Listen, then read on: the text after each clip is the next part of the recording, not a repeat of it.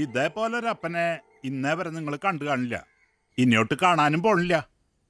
ഇതേ ഇനത്തിലൊരു അമ്മച്ചിയെ കൂടി പരിചയപ്പെടുത്തായിരുന്നു. പക്ഷേ ഇത്തിരി ഇല്ലാത്ത 2 പിള്ളേരെ എന്നെ ഏൽപ്പിച്ച് അവൾ നേരത്തെ തന്നെ പോയി. എന്തൊക്കെയായാലും മക്കളൊരു തെറ്റ് ചെയ്ത മാതാപിതാക്കൾ വേണ്ടി ക്ഷമിക്കാൻ. ശിക്ഷിക്കാൻ അധികാരമില്ലാത്തവനെ എന്തുട്ട് ക്ഷമിക്കാനാടോ? പണ്ടേ 4 അണ മോട്ടിച്ചേന് കമുകിൽ കെട്ടിയിട്ട് ചൂരലിനാ വരഞ്ഞിട്ടുണ്ട് എൻ്റെ അപ്പൻ. വൈകുന്നേരം നെയ്യപ്പം വാങ്ങിത്തന്ന് തലോടി ഉറക്കിട്ടുണ്ട്. അതൊക്കെ അന്ന്. ഇന്നോ വളർത്തി വലുതാക്കിയ മക്കളെ തന്തയോ തള്ളയോ ഒന്ന് തൊട്ടു നോക്കട്ടെ, അപ്പറിയാം. ശരിയാ.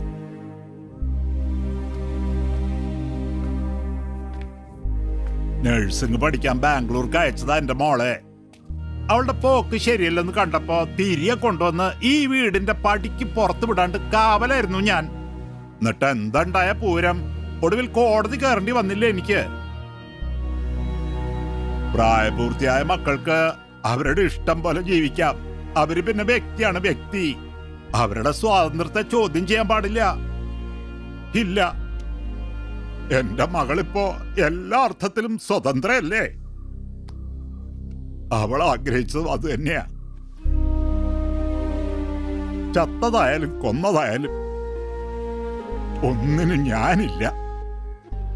അതിനെ ഓർത്തിനി വിഷമിക്കണ്ടല്ലോ എന്ന് ആശ്വസിക്കാ ഞാൻ. മോന +2 പഠിക്കായിരുന്നു. അവന്റെ കൂട്ടുകാരൊക്കെ ചേച്ചിയെ പറ്റി കുത്തി കുത്തി ചോദിച്ചപ്പോ അവൻ പഠിപ്പാ നിർത്തി. ഇപ്പൊ എന്റെ കൂടെയാ. ഞാൻ പോയാലും പള്ളിയിൽ കപ്പിയാര് വേണല്ലോ. എന്താ മോന്റെ പേര്? സൈമൺ. നീ അങ്ങോട്ട് ചെല്ലടാ. ഞങ്ങളുടെ യാത്രകളില് ഓരത്ത് നിൽക്കണവർക്ക് പാപത്തി അടക്കം പറയാനുള്ള 2 രൂപങ്ങളാ ഞങ്ങളിപ്പോ. മതി, അനുഭവിച്ചിടത്തോളമൊക്കെ മതി. ഇനി ഒന്നിനും ഞാനില്ല. എന്നാലും സത്യം അറിഞ്ഞ സ്ഥിതിക്ക് എന്തൊട്ട് സത്യം? ഇനി ഒന്നും പറയണ്ട, നിങ്ങൾ ചെല്ല്.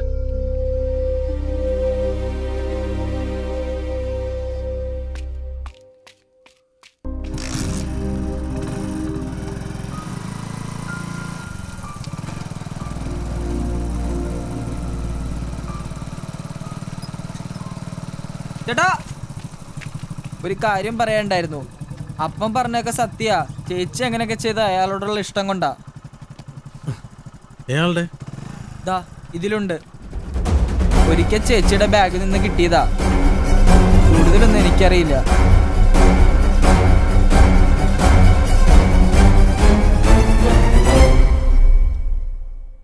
സാഹചര്യം വെച്ച് നോക്കുമ്പോൾ പോലീസിന് ആരെ വേണേ സംശയിക്കാം. ഉദാഹരണത്തിന്, തല്ലിക്കൊന്ന് കെട്ടിത്തൂക്കിയിട്ട് പോലീസിൽ നിന്ന് രക്ഷപ്പെടാൻ വേണ്ടി ഒരു കള്ളക്കഥ ചമച്ച് വന്നതാണ് നീ എന്ന് വേണമെങ്കിൽ സംശയിക്കരുതോ?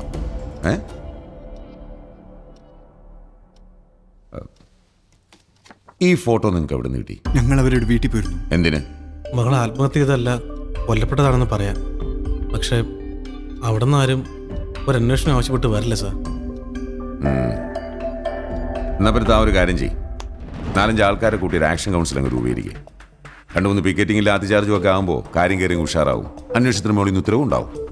എന്തു പറയുന്നു? ഇല്ല സാർ, ആൾക്കാരെ സംഘടിപ്പിക്കാനും സമരം ചെയ്യാനൊന്നും എനിക്കാവില്ല. ഞാൻ നേരിട്ട് കണ്ടൊരു സംഭവം തെളിയിക്കപ്പെടാതെ പോരുന്നൊരാഗ്രഹമുണ്ട്. കണ്ടു എന്നെങ്ങനെ പറയാനാവും? മറ്റുള്ളവരുടെ സ്വകാര്യതയിലേക്ക് ഒളിഞ്ഞു നോക്കിയെന്ന് നിനക്ക് കോടതി മുമ്പ് പറയാൻ പറ്റുമോ? ഇല്ല. തെറ്റായ മാർഗത്തിലൂടെയാണെങ്കിലും താൻ കണ്ടൊരു കുറ്റകൃത്യം ഉത്തരവാദിത്തപ്പെട്ട ഉദ്യോഗസ്ഥനെ അറിയിച്ചു എന്നുള്ളത് അഭിനന്ദനാർഹമാണ്. പക്ഷേ അവിടെ കഴിഞ്ഞു നിങ്ങളുടെ റോൾ. തുടർന്നുള്ള കാര്യങ്ങൾ അന്വേഷിക്കാനാണ് യൂണിഫോമും ശമ്പളവും തന്ന് ഞങ്ങളിവിടെ ഇരുത്തിയിരിക്കുന്ന സർക്കാർ. തൽക്കാലം ആ ജോലി നിങ്ങൾ ആരും ഏറ്റെടുക്കണ്ട. ഞാൻ പറഞ്ഞു വന്നത്, മരിച്ച കുട്ടിയുടെ ബന്ധുക്കൾക്കില്ലാത്തത് എണ്ണം നിങ്ങൾക്ക് എന്തിനാ? ചെല്ല്. ഓക്കെ.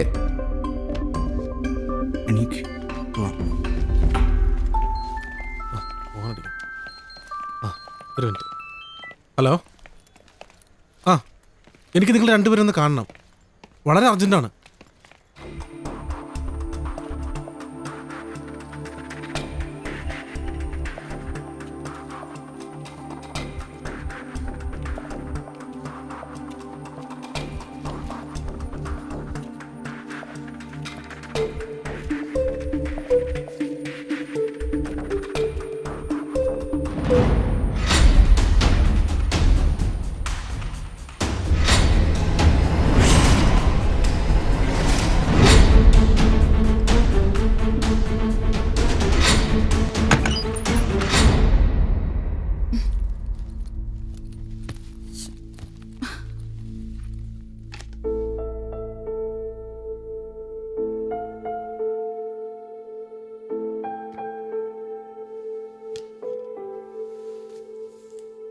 എന്താ ആലോചിക്കണേ? ആ ഫോട്ടോയെ കുറിച്ചാണോ? എന്താ ആലോചിച്ചാൽ എന്താ കുഴപ്പം? വേണ്ടെന്ന് ഞാൻ പറയുന്നില്ല, പക്ഷെ ആരാ പറഞ്ഞെന്ന് ആലോചിക്കേ. എന്തൊക്കെയാ അവൻ എന്നോട് പറഞ്ഞിരുന്നത്? ഇപ്പൊ കേട്ടില്ലേ, വെറും സപ്ലയർ ആണെന്ന്. എന്തോ ഉദ്ദേശത്തോടു കൂടിയാ അവൻ നമ്മളെ ഫോളോ ചെയ്തതെന്നാ എന്റെ സംശയം. എന്തുദ്ദേശം? അങ്ങനെ എന്തെങ്കിലും ഉണ്ടായിരുന്നെങ്കിൽ അയാൾ ഞങ്ങളുടെ ഹോട്ടലിലെ സപ്ലയർ ആണെന്നൊക്കെ പറയേണ്ട കാര്യമുണ്ടോ? പഠിച്ച കള്ളന്മാരങ്ങനെയാ. അയാൾ കള്ളനല്ല. ഓഹോ, അങ്ങ് തീരുമാനിച്ചു കഴിഞ്ഞോ? അയാൾ പറയുന്നതിൽ കാര്യമുണ്ട്. ഞാൻ ഓർക്കുന്നുണ്ട് ഒരുപാട് തവണ ഗേളി സമ്പത്തേട്ടന്റെ സെല്ലിലേക്ക് വിളിച്ചിരുന്നത്. എന്നാ പിന്നെ നിനക്ക് അയാളെ വിളിച്ച് ചോദിച്ചാൽ എന്താ? എന്ത്? ഗേളി അറിയോന്ന്? നീ ഒരു മണ്ടിക്കോതയാണെന്ന് പറയുന്നത് വെറുതെ അല്ല. അവളെ അറിയാന്നുണ്ടെങ്കിൽ തന്നെ അങ്ങനെ സമ്മതിച്ചു തരുമോ? പ്രത്യേകിച്ച് ഈ സാഹചര്യത്തിൽ. പിന്നെന്താ ഒരു വഴി? നീ നാളെ അയാളൊന്ന് വിളിക്കോ? ആരെ? ആ പ്രവീണിനെ. എന്തിന്? ഞാനെന്തിനാ സപ്ലറെ കാണുന്നത്? നിനക്കറിയില്ലേടെ എന്നെ. ഞാൻ ആ ചാപ്റ്റർ ക്ലോസ് ചെയ്തു.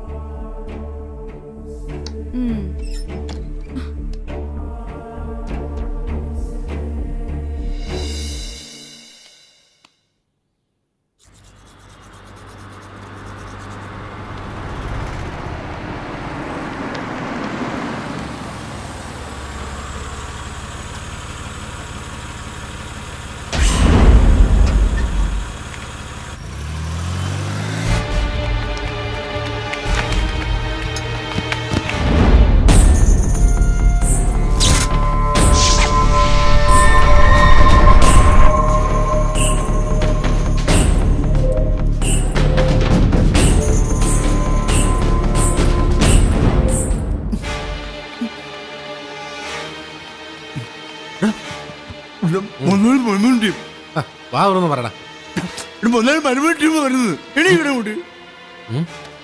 ഇപ്പൊ കയറി വരും.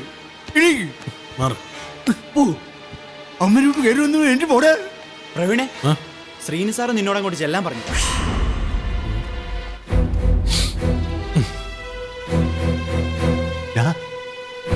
എന്റെ പേരൊന്നും പറഞ്ഞേക്കല്ലേ സർ. പ്രവീൺ അല്ലേ? അതെ. എന്നെ മനസ്സിലേക്കാണെന്ന് വിചാരിക്കുന്നു. ഈ മുറിയും മറക്കാനിടയില്ല. ഇവിടെ നടന്നൊരു ആത്മഹത്യ. അല്ല, കൊലപാതകം മറക്കാനിടയില്ല.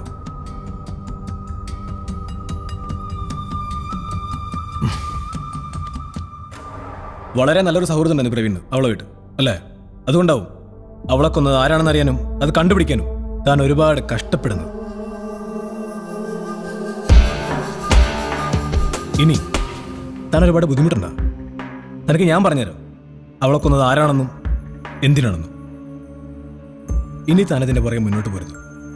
വിളിച്ചിരുന്ന അവൾ തന്നെ താൻ കാണിച്ചു കൊടുത്ത കുറെ ഫോട്ടോകളുടെ സത്യാവസ്ഥയെക്കുറിച്ച് അറിയാം. അതിലും മികച്ച കുറെ എണ്ണം ഞാൻ അവൾക്ക് ഇട്ടുകൊടുത്തിട്ടുണ്ട്.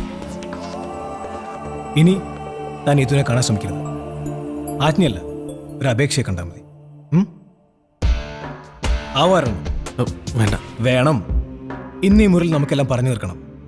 നാളെ ഈ കാണുന്നതിൻ്റെ ഒക്കെ ഉടമസ്ഥനാണ് ആളാ ഞാൻ. അതിന്റെ ഗുണം തനിക്കുണ്ടെന്ന് കൂട്ടിയാൽ മതി.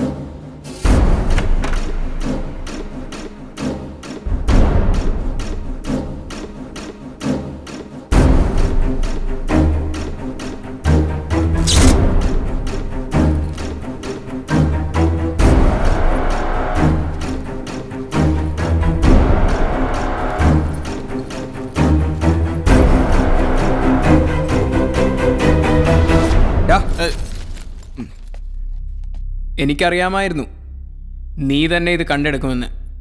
ഞാനൊരു പെട്ടി എടുക്കാനായിട്ട്. നീ ഇങ്ങോട്ട് വരുന്ന കണ്ടപ്പോഴേ എനിക്ക് തോന്നി ഇതിൻ്റെ മുകളിലേക്ക് വലിഞ്ഞു കയറാനായിരിക്കുമെന്ന്. കാലം ചുറ്റുമ്പോൾ ചിലർക്ക് അങ്ങനെയൊക്കെ തോന്നും. ഇവിടെ നീ ഒന്നും കണ്ടിട്ടില്ല, ഉണ്ടോ? ഇല്ല, എന്തില്ല? ഞാനിവിടെ ഒന്നും കണ്ടിട്ടില്ല.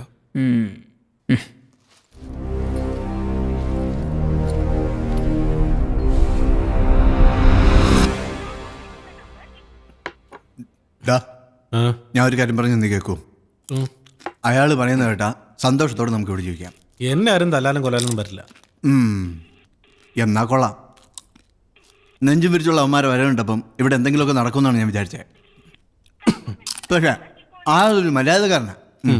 ഒരു പെങ്കച്ചനെ തല്ലിക്ക് വന്ന് കെട്ടിത്തൂക്കിയതാ മര്യാദക്കാരൻ. അത് സാഹചര്യങ്ങൾ സമ്മർദ്ദം കൊണ്ടാണെന്ന് അയാൾ പറഞ്ഞല്ലോ. എന്തായാലും അയാൾ ഉദ്ദേശമൊന്നും നടക്കില്ല.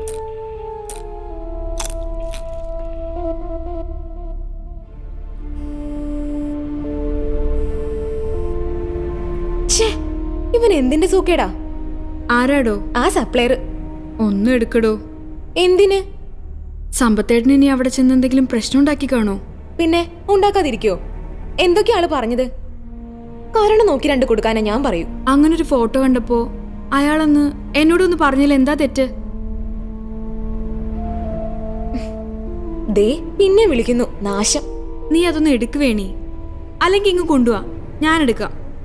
എന്താ കാര്യമെന്ന് അറിയാലോ.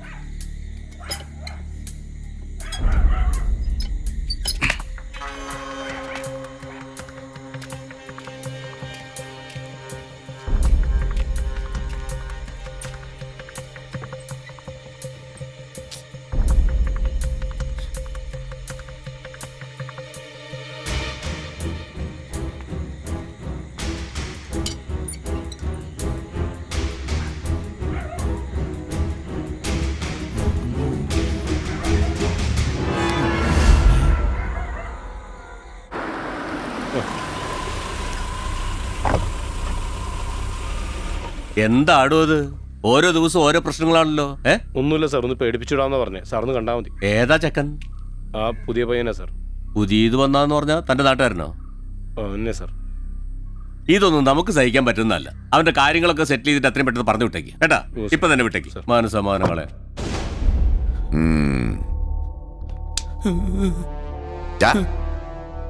ഇനി നിന്നെ ഈ നാട്ടിലെങ്ങാനും കണ്ട ജാമ്യം കിട്ടാത്ത വകുപ്പ് ചേർത്ത് തൂക്കിയെടുത്ത് അകത്ത് ഞാൻ കേട്ടല്ലോ. മനസ്സിലായോ? ആ രാജീവേ സാർ, ഇതവനെ കൊണ്ട് എഴുതി ഒപ്പിടിച്ച് എവിടെ ആവും? ശരി സാർ. ആ